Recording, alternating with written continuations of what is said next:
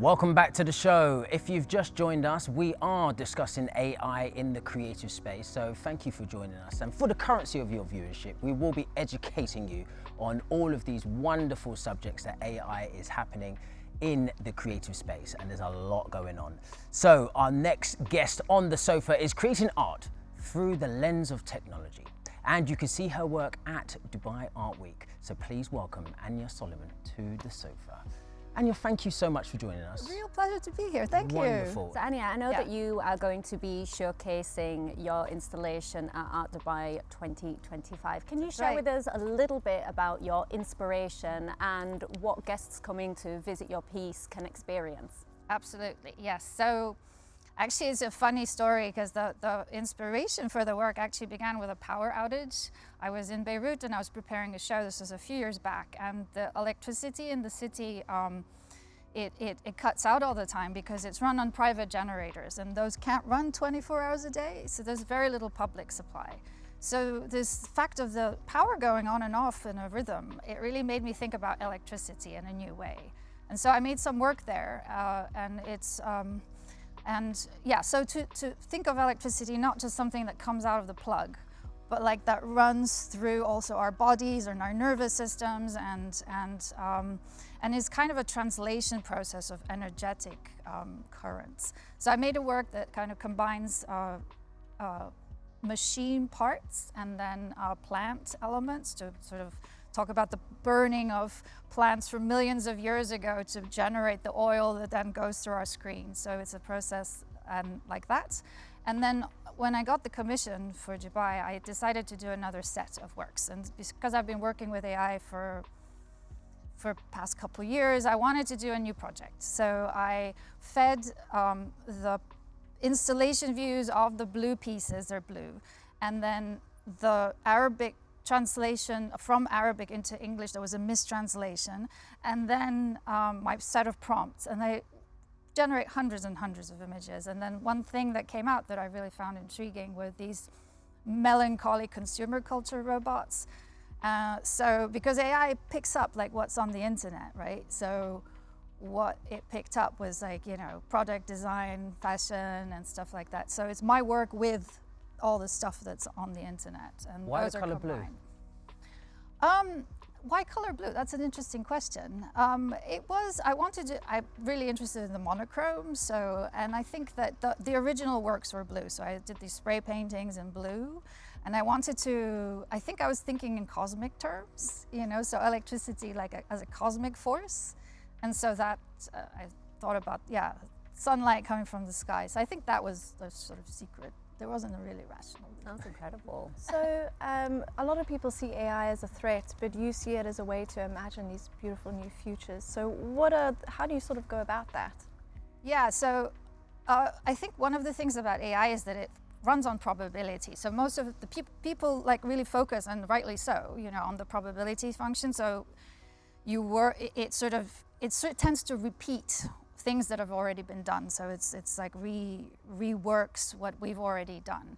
But then if you focus on the chance aspect, then I think I see it as related to like how the surrealists, so early modern, like historical models, how they worked with chance, how they worked with automatic writing, you know, and then also like data poets work with like nonsense and chance processes to shake up these patterns from the past in a way, to not repeat them in cultural terms, but to like really shake it up and generate new things, just sort of surprising things that haven't been done before.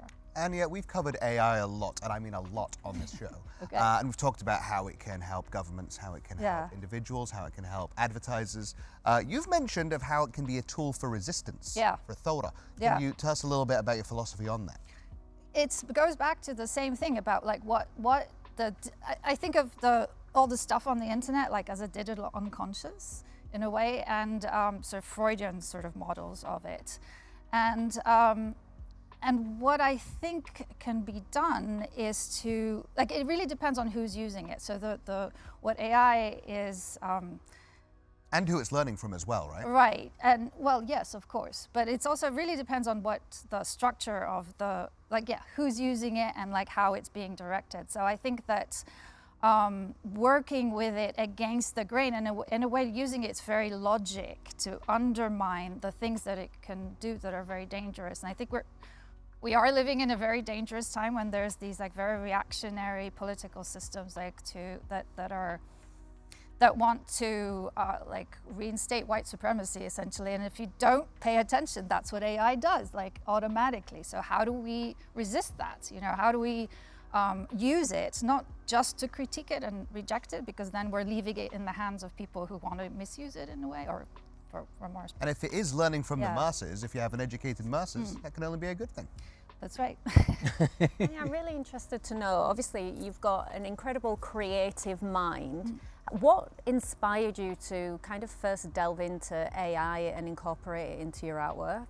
That's a good question, actually, because I've been interested in it for a long time. But again, like I said, I'm not a coder, so I couldn't really work with it directly. And one of the things, and this might sound strange, but it's from meditation. Okay. Like it was a very like sort of so I was thinking of it of like technologies of the mind. And so I was like, okay, so there's non-Western technologies of the mind, and then the like AI, I really looked at it, okay, here's a Western technology of the mind, and what does it mean? And I think that this sort of began my interest in it. And so, yeah, I think that was the real spark. And then it's been like 10 years that I've been like figuring out how to work with it. Yeah. Fantastic. Well, thank you so much for joining us. It's been a pleasure to have you here. Just remind me again, what is the name of your series at It's called Kahraba, which is the Arabic word for electricity. Shocking. Amazing. Yeah. Fantastic. And yeah, we're going to ask you to sit tight for a second. Okay, super, yeah. We're about to put our guest co-hosts on the spot. I'm on the spot a little bit because we're about to do DXB in 60, try and get to know you as much as possible in 60 seconds. I've never done this with two guest co-hosts. So I'm going to go Sherif, Megan, Sherif. Sound good? Amazing. I'm going to start the clock in 3, 2, 1. Sherif, one myth you would like to bust about AI? Are there such thing as baby pigeons? Megan, if you could have an AI assistant, what tasks would you have it handle the most? All my emails. Sherif, what is your motto in life and work? Be curious and experimental. Same question for you, Megan. I like that question. Your motto for life and work. Keep reinventing. All right. Megan, if you could have dinner with anyone, dead or alive, who would it be? Ooh. I think...